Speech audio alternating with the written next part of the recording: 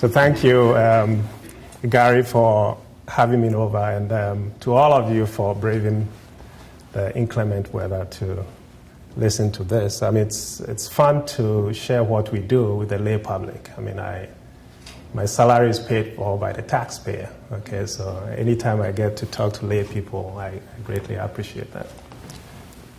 I don't know if we have a laser pointer, do we? All right. So what you have on the first slide essentially illustrates what I'm going to talk about. I mean, we're not going to talk about evolution, but basically put things into context, why we're getting fat and what, if anything, we can do about that. So my primary appointment is in the Department of Medicine, so I'm essentially a physician. I see patients. But I'm also very interested in the science of medicine, okay? And I'm an endocrinologist by training and a neuroscientist as far as my basic science is concerned. So most of what I'll talk about will be looking at an integrated view of how adipose tissue communicates with other organ systems. Okay.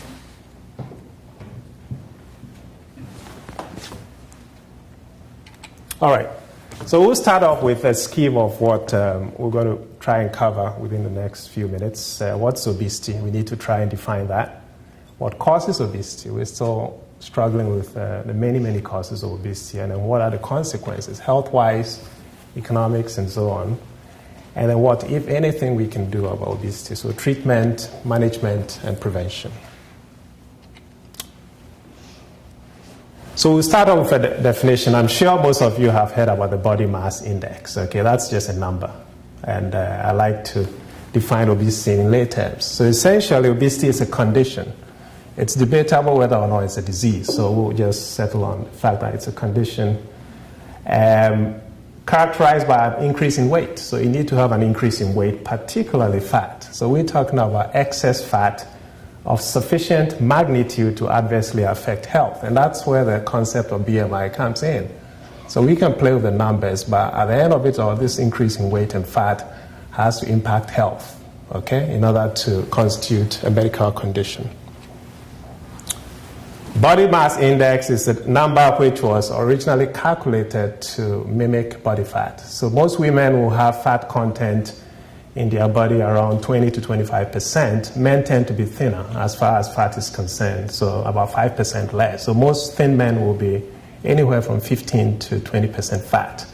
So the idea of calculating the body mass index was to figure out a very cheap way in a population-based manner to calculate body fat. And in most parts of the world where people still talk metric, you take your weight in kilograms and divide by the height in meters squared, and that gives you a number. So if you're thin, the number is going to be anywhere from 20 to 25.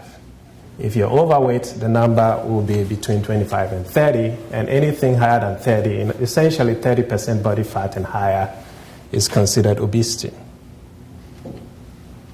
Okay?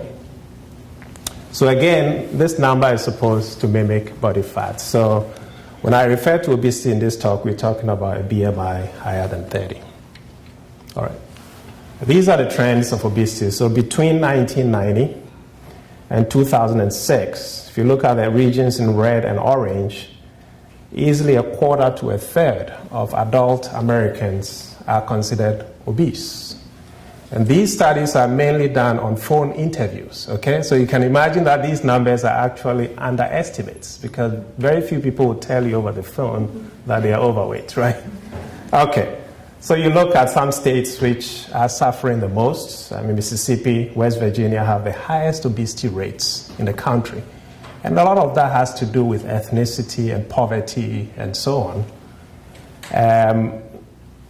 As you see in the next slide, the reason we're worried about these trends is because of associated diseases. And again, I'm an endocrinologist, so I'll tend to use diabetes as the health consequence of obesity, but there are other consequences. So as you can see, between 1990 and 2001, again, the orange and red represents diabetes rates higher than 25%, and the orange will be 30, okay? So you can clearly see Mississippi has a very high rate of diabetes, Why do you think Florida has a very high rate of diabetes? I mean, because of the elderly, okay? So you have an interaction between having a little too much fat. So most elderly people actually lose weight. But if you measure their body fat content, the body fat content is much higher, okay? Most grandmothers have a pouch. The same thing applies to grandfathers. And that tends to increase the risk for diabetes, okay? So these are population studies which highlight the extent of the problem in the United States. What about children? You see the same rates. And this is very scary because these fat children are going to be fat adults, and that's a major health concern. So between 1963 and 2004, so you're looking at boys aged 6 to 11 here and girls, and you can see the trends are way up. So easily a quarter or close to that, or a fifth of children in the United States are considered overweight.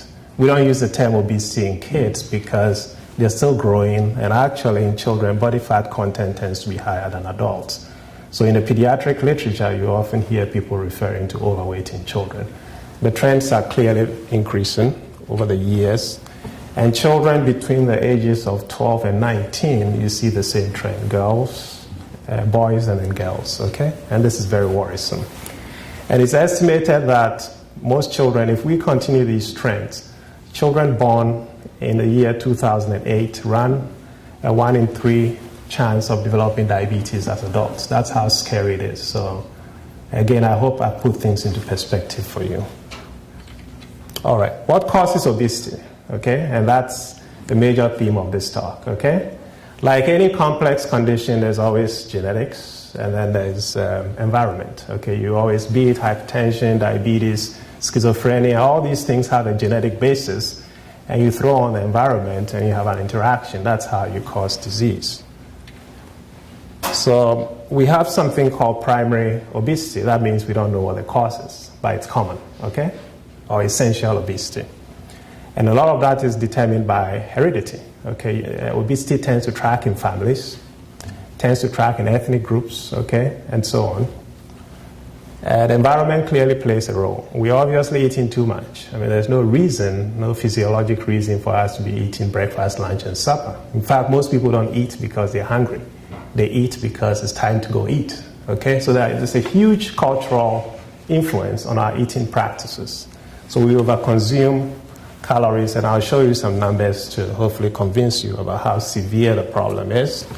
Unfortunately, exercise is very limited. Okay, our physical environment has been structured so we move around as little as we can, we live as close to our workplace as much as possible, and so on. A lot of this has happened over the past 50 years, and the environment has impacted how much weight we gain. And then there are secondary causes. So I sit in an endocrine clinic, my little clinic in Presby Hospital, and I take care of people who are obese. And often they're sent to me because some physician thinks there's a secondary cause, okay? There's something hormonal, okay?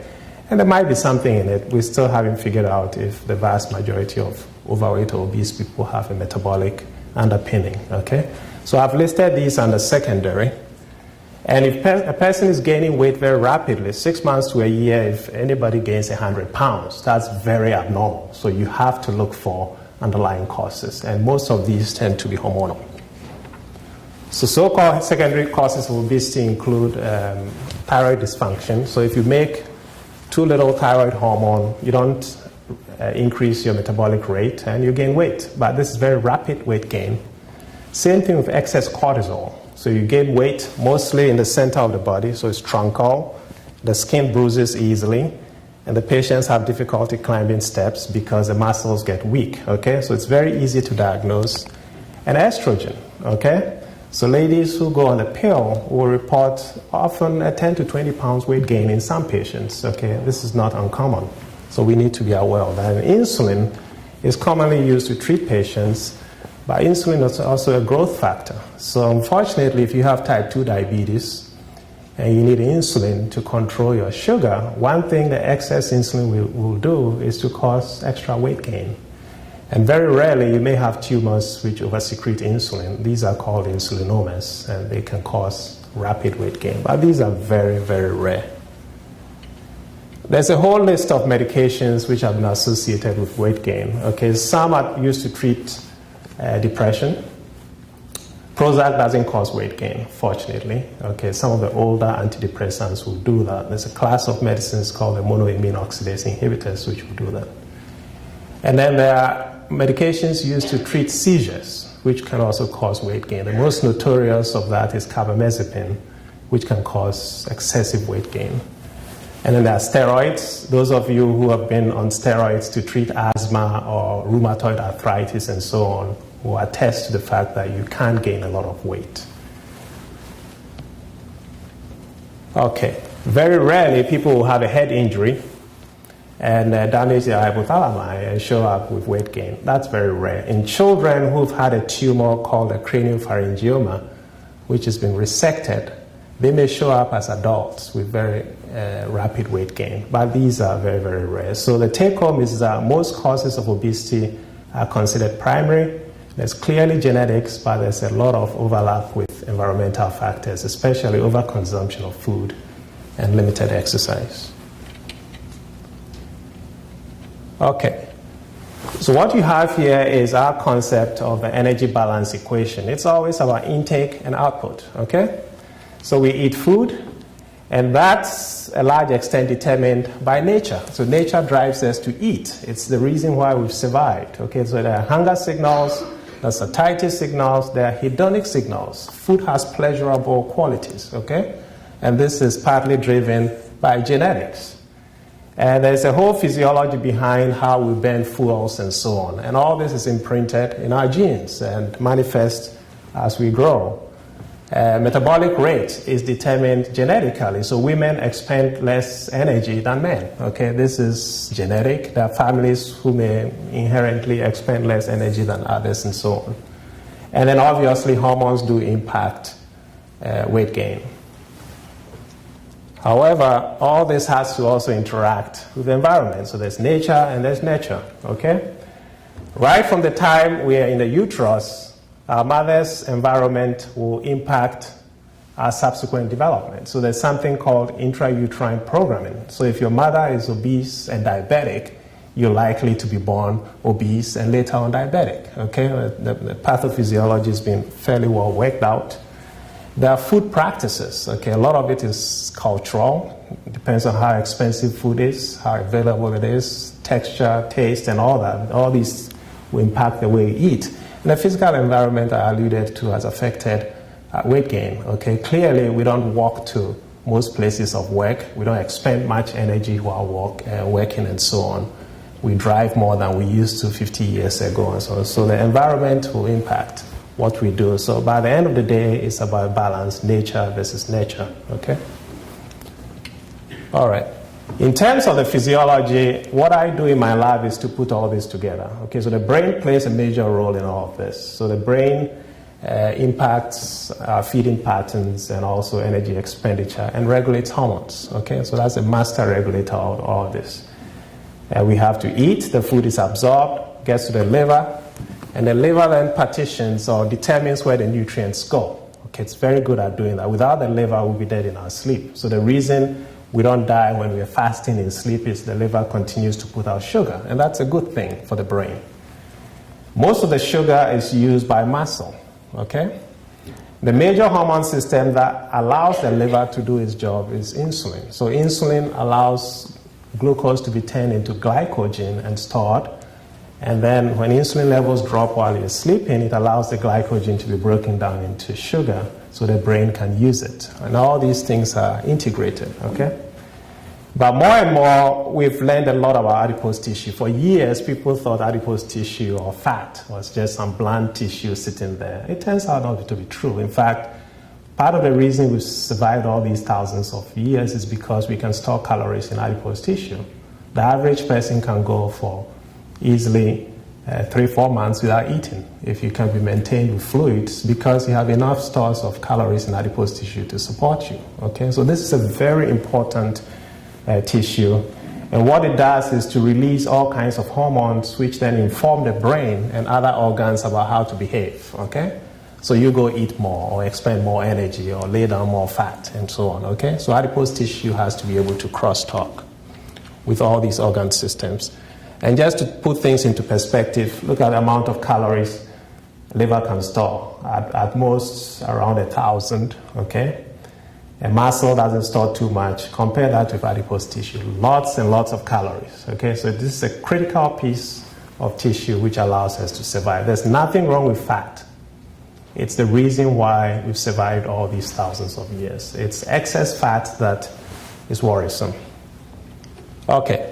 And if you go back, people always imagine getting obese. I mean, for good reason. So these figurines go back 25,000 years, okay, stuff like that. Venus was represented as a fat lady in those days, okay? And you look at this statue from a few thousand years ago, and again, the lady looks plump. Again, nothing wrong with fat. And in most cultures, being plump was associated with being fertile. Okay, there's clearly a very nice link between how many calories you can pack on and how fertile you are. What we've done is we've shifted the curve way out there, and obesity has now become a problem. All right. So what I'll try and show you with the next few slides is the biology is becoming clearer and clearer. So I mentioned that there are hormones which come from adipose tissue and inform the brain about when to eat and so on. So we'll use leptin as the example. Leptin was named after the Greek leptos, which means to be thin, okay? So as you can imagine, this hormone is supposed to work in the brain to suppress appetite and to increase metabolic rate so we remain thin. So if you don't have leptin, you would predict that you should be fat, right? And I'll show you the evidence in mice and humans, and the answer is that's what happens. Okay. So about 60 years ago, these mice were discovered spontaneously. So there are people who breed mice. They're called mouse fanciers. So the Jackson Labs in Maine was built to house mice that people bred. And because these are cousin and sibling matings, you can collect what we call recessive genes, which normally, if you don't marry your first cousin, you shouldn't accumulate them, right? But in mice, you will. And what is happening to this mouse is it's obese because it's lacking leptin. It's lacking the whole gene for leptin. It's unable to suppress its feeding. It overfeeds. It doesn't like to exercise, just sits, okay? And what you see on the right is not a normal mouse. That's also a leptin deficient mouse, but treated with a hormone that is lacking. So classic endocrinology, we can cure obesity in this model if we treat with leptin. So this was the first proof we had that indeed hormones made by fat are critical in the way we regulate weight. Does this happen in humans? The answer is yes.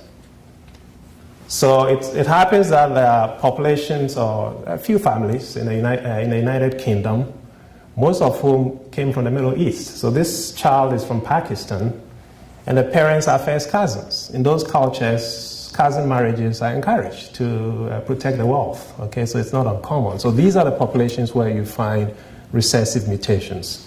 So this child lacks leptin. Showed up in the clinic, markedly obese at the age of 3 years. You can see how chubby he is. And most of the work is being done by Stephen O'Reilly in Cambridge University. And just like you saw in the mouse, if you treat the child with leptin just twice daily injections, you can cure obesity. Okay? So this is 4 years after treatment, and 7 years, he looks thin, just like we saw in the mouse. So if you're lacking leptin completely, we can cure your obesity by giving you leptin. Just like if you're lacking insulin in type 1 diabetes, we can treat you with insulin. Classic endocrinology. Now we'll go further. I told you how important the brain is, and I'll give you an example of a mechanism which if the brain lacks, you get fat, okay? There's a peptide called alpha melanocyte stimulating hormone, and the receptor for that peptide is called the melanocortin-4 receptor. So normally what this receptor does is it prevents us from getting fat. So the hormone works through that, you suppress appetite. So just like we saw for leptin, you'd predict that if you didn't have the MC4 receptor, you should get obese. And in fact, that's the case. So these mice were made in my lab. That's the normal mouse. It doesn't like to be photographed, right? You hold it by the tail and it's squirming and all that. This guy is very happy. doesn't have the MC4 receptor gets obese. And you can see it gets very long too, okay? We would never have predicted that. The obesity was easy to predict. So lacking this gene causes an increase in growth, and it has nothing to do with growth hormone. We're still trying to figure out why these mice get tall, right? Does this happen in humans? Sure, it does, if you're a product of first cousin marriages, okay? So again, we learn from the genetics. And what you see are two brothers. That's the elder brother and that's the younger brother. So this guy lacks the MC4 receptor just like this mouse, and you can see how chubby he is and how tall he is compared to his normal sibling. So over time, we're learning, we're teasing out all these mechanisms, and the idea is that eventually we might be able to use some of these pieces of information, albeit derived from genetic experiments, to understand why some patients are prone to obesity and others are not. Because it's puzzling if a patient walks into my clinic and they are 700 pounds. I mean, how many 700 pounds people do you see? So my thought is that some of these patients do indeed have metabolic disorders. We just haven't figured out what they have, okay? So it's by doing the basic sciences that hopefully we'll get some insights into what we call primary obesity over time. All right. I'll just share a few more slides. So this study was very interesting. It was done in Denmark, in Holland. These were Dutch adoptees. So Albert Stankard, Mickey Stankard at Penn, has done a lot for us as far as the science behind obesity is concerned. He used to be the chief of the psychiatry department and founded the Weight and Eating Disorders Clinic and so on. So they went into a population of people, more than 500 people who had been adopted, and sort of compared their weight with their biological parents or the adoptee parents, okay, to see if the weights as adults tracked with their parents. And you can see, so if you divide these patients into thin patients, overweight or obese, there's a nice relationship between their weights, okay, of the adoptees and their biological parents. Tracks very nicely. It's not perfect, but you can see that fathers and mothers. If you do the same thing with the adoptive parents, so you're testing the effect of environment, right? So this is genetics. This is what they inherited from their parents. Compared to the environment, you can see the curve is flat, arguing that there's a huge hereditary component to how fat we get. And we've known that for years, okay? But this kind of population study, well designed, allows us to test the effect of nature versus nurture. All right, so how does the environment impact obesity? There are several pieces of evidence, okay? There are populations out there, mostly indigenous populations. So in the United States, the best studied group are the Pima Indians. So there are Pimas who live in Arizona, others who live across the border in Mexico. So same gene pool, but what we can do is look at the environment. The Pimas in the US are very sedentary, don't grow their food, right? Buy most of their food, mostly high-calorie, energy-dense foods. Those in Mexico tend to still live an agrarian type of life and very hardworking and so on, and or as far as working in the fields. And clearly, the guys in the United States tend to get fatter, so the environment plays a huge role. And similar studies have been done in various populations. So in Polynesia, you can track the onset of obesity when the Europeans moved in and brought all kinds of gifts and free stuff and cheap food and so on. Okay, these guys who were natively very thin are suddenly very obese. And then migrant populations, so there are migrants who come from West Africa or Asia or other places who move to the United States, clearly gain more weight, develop diabetes and heart disease compared to their cousins in their native countries and so on. All right, food is obviously much cheaper than it used to be. Portion sizes have increased, and I'll show you the numbers. Energy density of food, so the foods are very calorie dense, okay, compared to several years ago. The foods are laden with fat and sugar, okay? The companies have figured out a way to make us eat more and buy more by flavoring the food. And the nutritional value of most foods is actually appalling, okay? Most of our foods are filled with calories, but not necessarily nutrients which we need. We are more sedentary than ever. Physical activity is reduced. And grazing, so I put this here. So most people actually eat around the clock. If you allow people to do food diaries, they are amazed how much they eat. More and more we just eat any occasion, and a little here, a little there adds up. And then there's some impact of stress. There are studies done in animal models and humans to suggest that both social stress and physical stress can exacerbate obesity. All right. I mentioned portion sizes, right? So this is a schema. So 20 years ago, this is, you see, for the same meal, 200 calories for fries and so on. Look at today. Portion sizes are clearly bigger. Okay, double, triple what they used to be 20 years ago. And most of it because the ingredients are cheaper, the packaging is nice, and the costs are very low.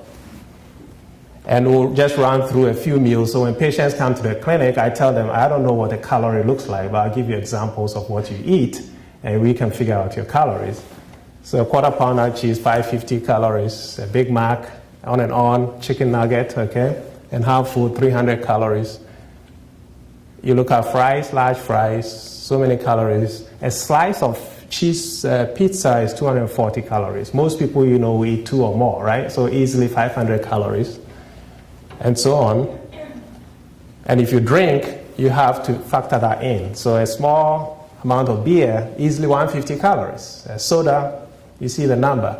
The reason I put out these numbers is that it's very hard to then tell a patient, you go eat a 1,500 calorie diet a day. That's very, very difficult if they're going to subsist on these purified, energy-dense diets. But I'll show you how you can easily control your calories and not lose volume, okay? So portion sizes have clearly gotten larger. All right. And experiments have been done. So just to convince you that this is very objective, this lady in Penn State, Barbara Rose, she trained in Oxford and is very interested in nutrition, did some experiments where he brought subjects in and gave them some terrible food, macaroni and cheese. And all she did was to present different portion sizes. And you can clearly see that on a sitting, the bigger the portion size, the more the patients ate. Essentially, we eat what we see in front of us. And people have done all kinds of studies using buffet-type models. And you see the same thing. The more people have on the table, the more they're likely to consume. Okay? All right. How can we control how many calories we we eat? And I'm showing you a scheme here about energy density. It's kind of dense, so we'll try and go through very quickly. So these are the food types. And this is energy density. So the energy density is how many calories you have per unit weight of the food. You look at the top here, we have mostly vegetables, right? Lettuce, very good. Vegetable soup, I encourage my patients to have it with every big meal. Skim milk, look at apples, right? And then at the bottom, look at all the greasy stuff, right? So the problem is that we tend to eat most foods around here and less of this. So if you want to control your calories, that's the whole rationale for increasing the amount of vegetables in your food. I don't count potatoes as vegetables, okay? I'm talking greens and mushrooms and carrots and things like that. Soup is mostly water. Okay, we've forgotten that. So if you have a bowl of soup before your meal, you're going to eat less of the hard stuff. And there's no question about that. Okay? And just to illustrate it further, look at the meal on the left side, very nicely displayed, right? This is what we should be eating. Lots of veggies, complex carbohydrates, okay, lots of color, right? Lots of nutrients. And then you look at this guy here, right? How many calories do you think this would be, if you had to guess? This is for lunch, by the way. This? No. Less than 1,000. How about 1,000? 1,500. 1,500 for this? No. I would say it's around about 700 at most. Okay? Because a lot of it is just veggies. And then this guy is easily close to 2,000 calories, right? Okay? Which meal do you think will make you fuller? Quickly. The top one. So if you can substitute at least one of your major meals, lunch or dinner, whichever you choose, with one of these, you'll be in great shape. And I'll show you the mathematics behind that. Why this is so obviously physical activity. You see, most of us live here. This is how much energy we expend. Most of us are either walking slowly or sleeping. And the average person burns about 200 calories a day. It's not much. It's like a can of soda. But it's still important. But that's how much the average person burns. Patients come to my clinic and say, oh, doc, I can exercise my way to thinness. That's not possible. You can exercise your way to maintaining your weight reduction, but you cannot use that as the only vehicle for losing weight. Only athletes can do that. Most normal people can't. And the proof is here. If you're in competitive sports, look at how many calories you can burn just playing basketball, okay? So exercise is great, but it cannot be the primary means for losing weight. So I told you about the energy mismatch, right? Food intake, expenditure, and I'll show you the mathematics here. So we take a 70-kilo person, and in a year, this is how many calories he's eating. And this, if he's in balance, this is how much he would expend, right, for his weight to be stable. And then we overlap a little increase. So this guy will show up and say, doc, I'm not eating, and so on. You look at his food diary, and most people underestimate how much they eat and overestimate how much they exercise. So it doesn't seem like much in a year, right? So even at the peak here, he's only overeating 125 calories a day, just a can of soda. But look at the consequence of that on his weight. If he keeps doing that every day, he will gain easily 12 pounds. Okay? So the calorie intake can be cumulative if you don't expend it. It's obviously easier to cut out the calories than to imagine you can exercise yourself. That's the mathematics behind it. It's not rocket science, but there's a whole physiology behind that. Okay? So cumulative intake, as little as 100 calories extra in a day, can easily cause you to gain 10 pounds in a year. Easy. And most of that goes into fat, unfortunately. Okay, so what are the consequences of obesity? Why am I bugging you guys with obesity so much? It increases your risk. It doesn't guarantee that you develop disease, but it increases risk, right? For diabetes, hypertension, heart disease, sleep apnea, and the list goes on and on. Cancer, okay, colon cancer, breast cancer, track with obesity. Most patients who show up in my clinic don't have diabetes, but they've had their knees scoped. They have arthritis, right? It's a debilitating condition. Subfertility, women will not be very fertile, men cannot be very fertile too if they're obese.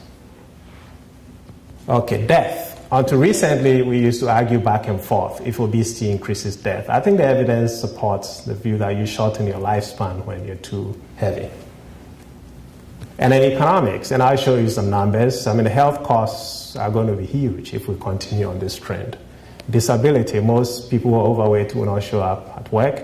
Most people, I would say 7 out of 10 patients who show up in my clinic don't work. They are functionally disabled, and that has to have consequences on the economy. Most of these people are young, otherwise very viable individuals, but they cannot work because they have to do so much.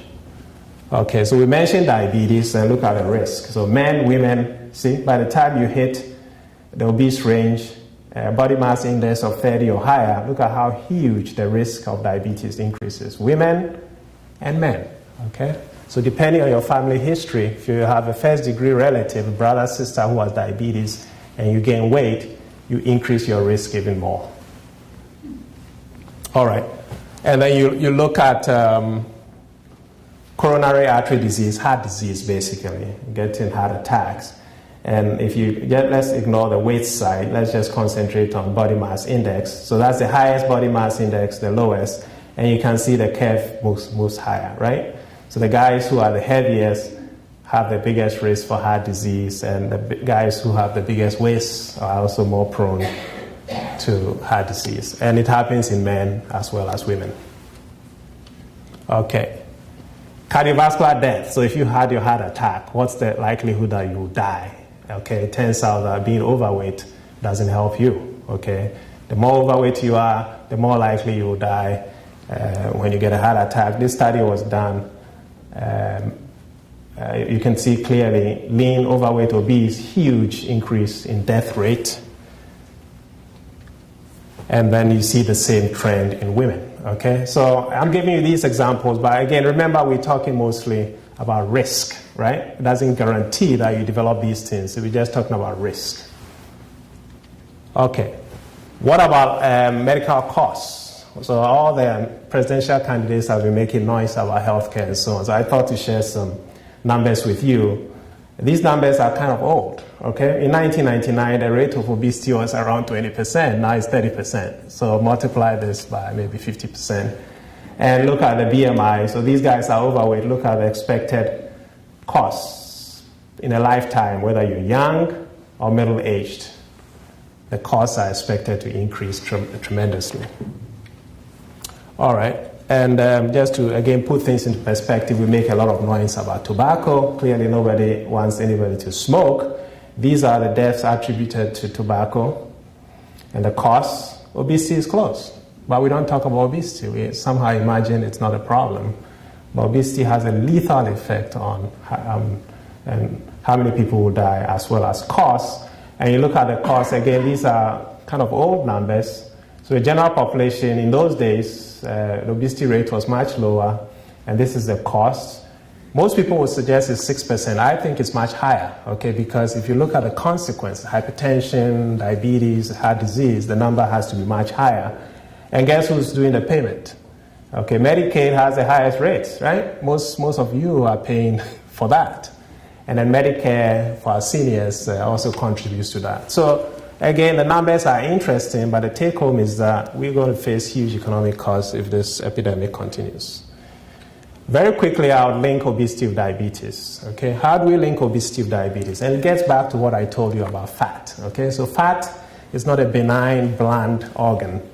So if you compare body mass index with how much fat we actually measure using DEXA scan or CAT scan, not surprisingly, women have more fat than men. That is nature, okay? So women have more fat for good reason compared to men. And also the kind of fat distribution is different, okay? You've all heard about apples and pears, right?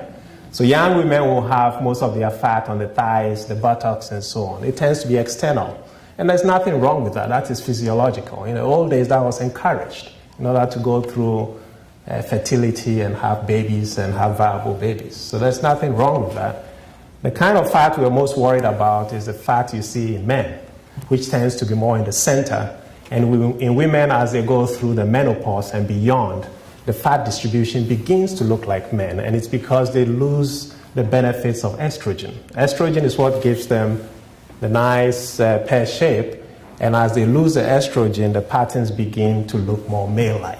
Okay, more central, and it's this kind of fat which is associated with heart disease and diabetes and so on. Okay, so this is what I just talked about. This is a young lady. So if you did a BMI, body mass index, both ladies have the same body mass index, but the fat distribution is different, right? So this lady has the pear shape, and she has the apple, right? And if we get fancy and do a CAT scan, so we're going to image her belly. So you're looking at CAT scan, and the very white area in the belly is fat. So you look at this lady, most of her fat is on the outside, very little white in the middle. Look at her older sister, okay, lots of fat in the abdomen. And it's that which increases the risk for heart disease and diabetes and so on. So as I mentioned, if you have increased abdominal fat, insulin will increase, predispose you to diabetes, and will also increase your lipid levels. Here we're using a protein which measures triglyceride. Okay, so you've heard people talk about the metabolic syndrome. Basically, this syndrome is associated with fat in the abdomen, high risk for diabetes, hypertension, heart disease, and so on. Okay. All right, and just to run you through a few more pictures. So I work in the lab, so I like to share this with you. So you're looking at histology. So you're looking at a microscope. So these are fat cells, okay? They get more abundant, have more blood vessels. That is obesity. See what is happening in the other organ systems. So nature tries very hard to compensate. So you look at the pancreas, that's the outside of the pancreas, and these cells make insulin, that is staining for insulin. See what happens. The fatter you are, the more insulin you make. And it's because these cells get bigger, they get more, in order to allow you to survive, right? This is a normal compensation. It's when this system fails that you develop diabetes. And you look at the liver, even the liver is in the game, okay? So you develop what we call a fatty liver. And we can see that on ultrasound and CAT scan and so on. In about 5% of patients, they may actually go on and develop cirrhosis. Okay, so obviously it's not just the fat. There has to be some other factor. And the concern is that given how prevalent obesity is, can you imagine how many people with chronic liver disease we'll see in, say, 30 years? Okay, that's a concern because these are consequences or associated factors with obesity. Even muscle is in the game. You would never have imagined that fat can accumulate in muscle. And here you see evidence for that. You see, that's a thin guy. An obese person has a lot of triglyceride in muscle, which they can't use. So the muscle doesn't even function normally. It doesn't respond to insulin normally. So part of the reason for encouraging you to exercise is to deplete those muscles of fat droplets. So the muscle functions well and burns more calories, okay? So hopefully you've learned some basic science from this. Some of these slides were taken from mice because they sort of mimic what humans look like. Okay, so we've said a lot about pathophysiology, causation, and epidemiology. How do we manage obesity? We need to, given the knowledge base we have now, what can we do about it? First, we need to demystify the condition. There's nothing mysterious about obesity. We know what it is, and we have to try and spread the word, okay, and understand it the best we can. There's genetics and there's environment. Emphasize healthier weight than ideal weight, okay? And what's healthier weight? We're talking about being 10% less than what you are now. That's been shown to improve or to reduce the risk for diabetes and associated diseases. The minimum goal is to prevent further weight gain. It may not seem like much, but it's huge. Most patients can do that. So if you show up in my clinic and you're 200 pounds and you don't gain any more weight, I tell you that's great because most people will keep gaining weight. So the minimum goal is don't gain more weight, okay? And the short-term goal I told you is to lose about 10% in 6 months and try and hold it off. Long-term goal obviously is maintenance, okay? Can you hold off the 10%? Most people can lose weight, they just can't hold it off. And then obviously we need to look out for diseases which are associated with obesity and treat them aggressively because that's what is going to kill the patient, not obesity. So you want to manage the diabetes, the hypertension and so on as aggressively as possible. And we get some advice from the founder of Penn. Way back he knew he had good ideas. He clearly said we didn't have to eat 3 meals. And you had to live to eat, not the converse. And to lengthen your life, eat less, okay? So we try to apply some of those ideas. And what I have here is a pyramid because your food pyramid, so I want to put this in your mind. So we're increasing weight here. And everybody, whether you're at the bottom here or here, deserves lifestyle modification. You need to do a food diary and modify your life. Don't graze, at least walk and so on. Diet, I'll show you the schemes. We need to reduce calories. Physical activity, don't go jogging. It's not necessary. If you can walk cumulatively just 1 hour a day, or if you have a pedometer, you can walk 10,000 steps a day, you burn off easily 200 calories, right? And that's 200 calories that's not in fat. So that's very important. Just walk, okay, if you can. And then we need to treat illnesses. For most patients, this will suffice. For some patients in the middle here, class 2 obesity or higher, we need to introduce drugs. Unfortunately, I'll show you the drugs don't work too well. Okay, we only have 2 drugs which can be used long term. And then some patients require surgery to try and aggressively maintain their weight to avoid diseases. Okay. All right, you've seen this, the food pyramid. I like it because it puts things, I like this part. This we can debate back and forth, right? I'll put this here. I want you to eat a lot of veggies, and then a handful of that is great. And then as the pyramid goes up, you eat less and less, and all the greasy stuff has to be minimal. What I don't like about the pyramid is it almost imposes 7 sizes on you. You don't need that. You need to eat what you can tolerate, not what the food pyramid says you have to. Okay? So the more veggies you have in your meal, the more full you're going to be and the less you eat. And people tell me, oh, I can't eat the veggies. Just blend it, make soup. Okay? It's all water, lots of fiber, very low calories. And if you eat soup with your lunch and dinner, I can guarantee you eat less of the hard stuff. Okay? So the food pyramid is great. And we can argue back and forth about what diet is good and so on. I'll show you some nice data. What we do is what we call the low-calorie diet. So I tell the patient, let's try and figure out how to cut out 500 or 1,000 calories from your food. And most patients will say, that's tough. It's not tough. If you avoid all sodas, that is maybe 150, 500 calories out of your meals. Cut back on the juices. The snacks, do snack. I encourage them to, but do apples and fruit and so on. No processed stuff. So you can easily cut 500 calories from your diet. And remember, that's going to be about 50 pounds in a year, if you can hold that off. So this is great. And don't worry about the numbers. The key thing is a calorie deficit. You need to cut back on the calories before you start worrying about all this fancy stuff, okay, which we tend to overemphasize. Okay, how does this low-calorie diet compare with all the other things you've heard about? So I thought to throw in a slide. So you're looking at Atkins diet, which has a lot of grease, right, as you know. The zone diet, where they're counting macronutrients and so on. Weight Watchers will use the kind of advice I give my patients. Just cut back on the calories and emphasize veggies.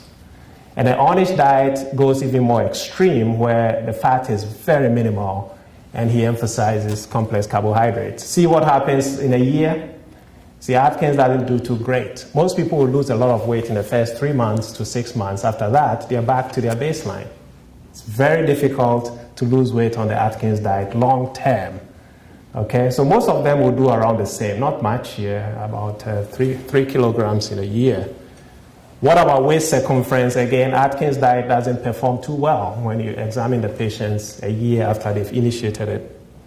And then you look at cholesterol levels, the fall in cholesterol levels is actually much greater with your traditional approach, Weight Watchers here, or Ornish diet, compared to the Atkins diet. And that's, for those of you interested, you can read the paper. It's in the Journal of the American Medical Association journal. Very well done study. I mentioned physical activity is very important. If you walk 30 minutes a day, that's not going to cut it. Okay, let's try and do at least an hour. So we want something like this. And for those of you who want to jog, you do even better. It's not great, but it's very important for maintaining your weight reduction long term. This study was done up to 18 months, okay? So the guy who does the most exercise is able to sustain his weight reduction. All right, what about drugs for weight loss? We don't have too many.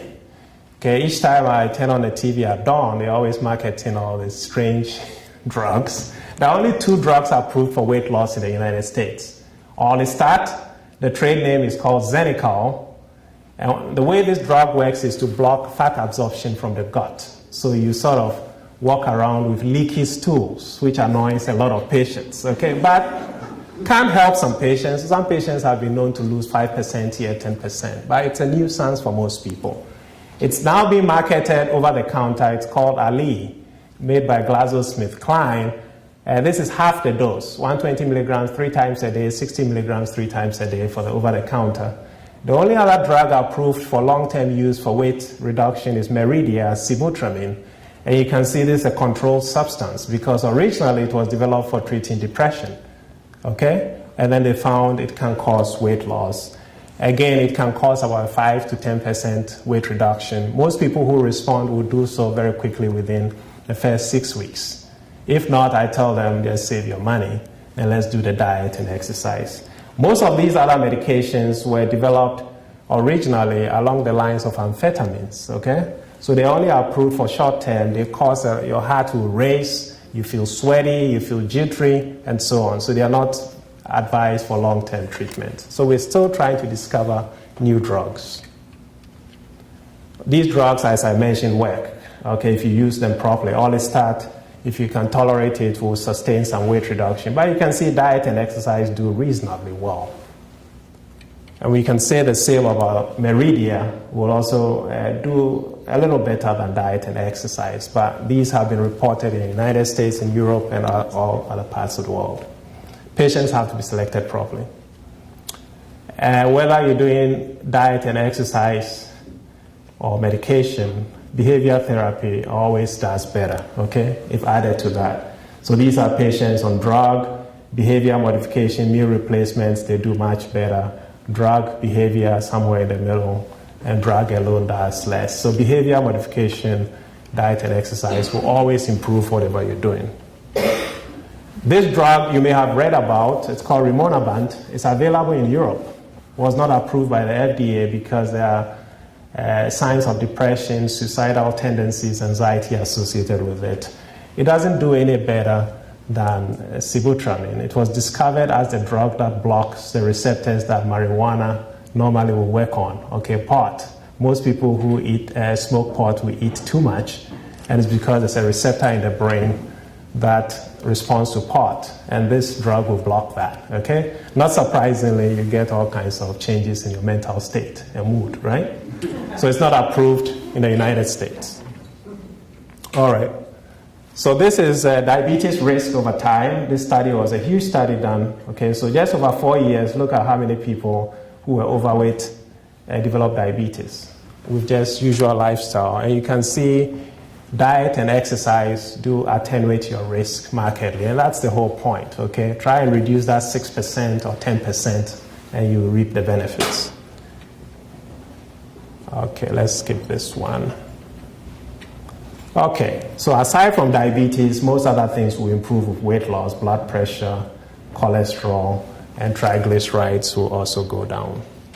In some patients, we have to use surgery, and there's a need for surgery. Anybody who shows up in my clinic and has class 2 obesity or class 3 obesity deserves to see the surgeon because they may opt for that, okay?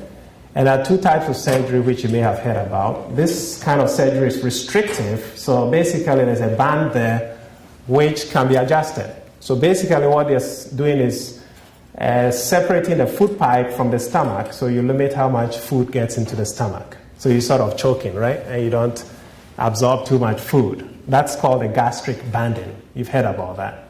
Some patients will opt for that. And then there's a more severe surgery where you're actually taking a knife and removing part of the intestine and hooking it up with the food pipe. Okay, that's why it's called a gastric bypass surgery. It's called a Roux-en-Y because it's Y-shaped, okay? And basically what that does is limits how much food gets in to be absorbed, and also some patients will develop loose stools and so on. And part of it is behavior. So you always feel like you are choking up there, so you're not going to overconsume, right? And if you obey the rules, most patients will lose up to about 100 pounds and so on. And sometimes they need that in order to protect their health. So there's a need to look into surgery and how it works and who qualifies for that. Okay, does bariatric surgery work? It does work. Okay, this is a huge study done in Scandinavia. So these were guys on diet and exercise, obese, not who opted for surgery, died by 16 years. So in some people, it's a lifesaver compared to those who chose diet and exercise. But again, the patients have to be selected properly. All right, call to action. We've said a lot. Epidemic is going to be there. The science is going to go on. So what do? We need to educate ourselves, and this is what we're doing today. Food practices, what does the individual do and what does society do? Okay, as far as foods, how we eat them and so on, and costs and so on. Physical environment, we need to rethink that, okay? Obviously, we need to redesign our environment to walk more, okay? Maybe sleep less and drive less.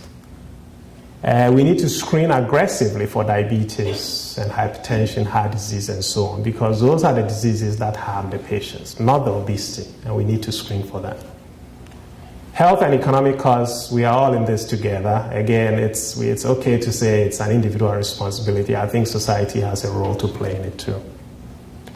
And that's the last point. How much can be done by the individual, how much by government, and how much can be done by both? I think that's it. Thank you.